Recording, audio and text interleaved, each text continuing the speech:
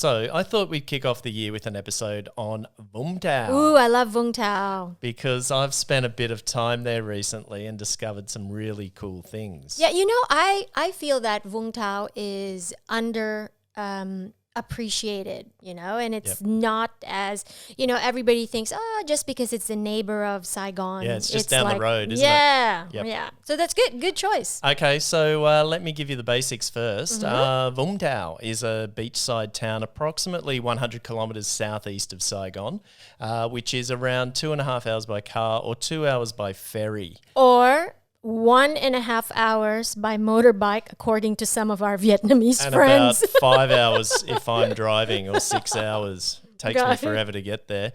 And if you go by car or ferry, especially ferry, it's around 280,000 Vietnamese dong.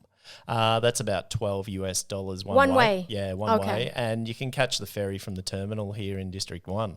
Is there, because I heard that the ferry stopped, so are the ferries back on rotation now, like it's regular? Yeah, it's regular. I think it's daily, and it's just the number of times it leaves each day. So it's about 3 times a day. I think it's like 10 a.m., 12 and 2. And then or coming like back. that. Yeah. Okay. Yep.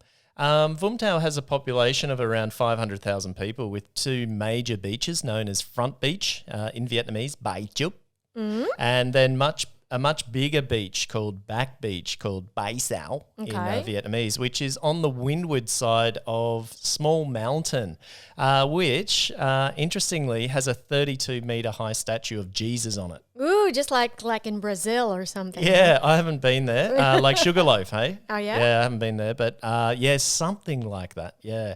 Back Beach faces the East Sea, perhaps better known in the other parts of the world as the South China Sea.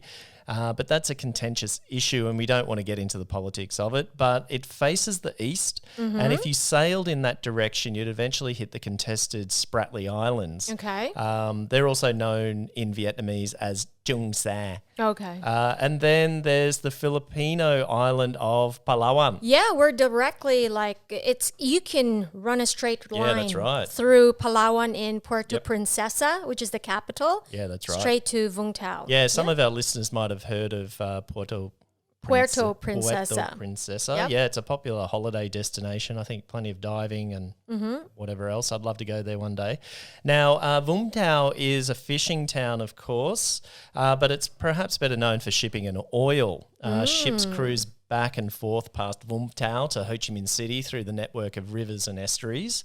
And Ho Chí Minh City is actually located on the Saigon River inland a bit, not on the ocean. And Vũng Tàu is what? Does Vũng Tàu act like a bay or a strait? Well, Front Beach is a little bit of a bay. It's quite protective. But Vũng Tàu basically is on a peninsula. A small peninsula quite south in the country. All right. Yeah, that's right. And pretty much directly southeast of Saigon. Only about 100 kilometres, as I said before.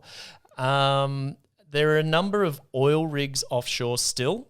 And back in the 90s and 2000s especially, Vũng Tàu was well known as an oil or petroleum town. Ooh, black gold. Yeah, and remains so. Perhaps not as, oily as it was back then. There was a sizable Russian community there, and because there's still of the oil?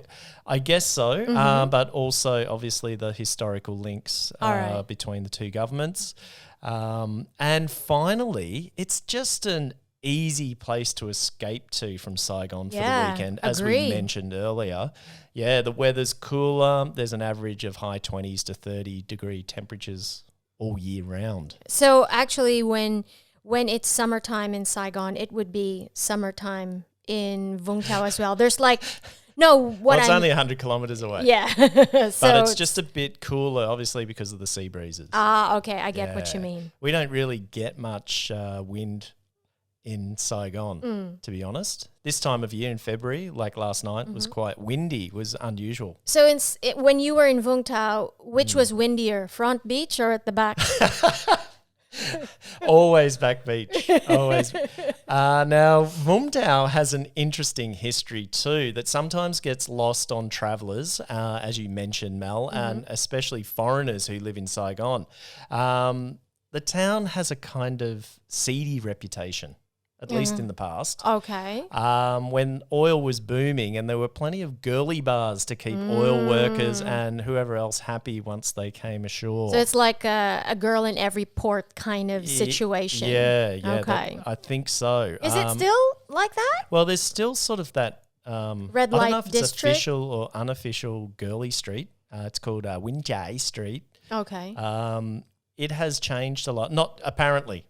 I've well, heard. because because of COVID, a lot of bars and restaurants have Well, closed. that definitely, but the streets changed a lot over the past decade. Okay.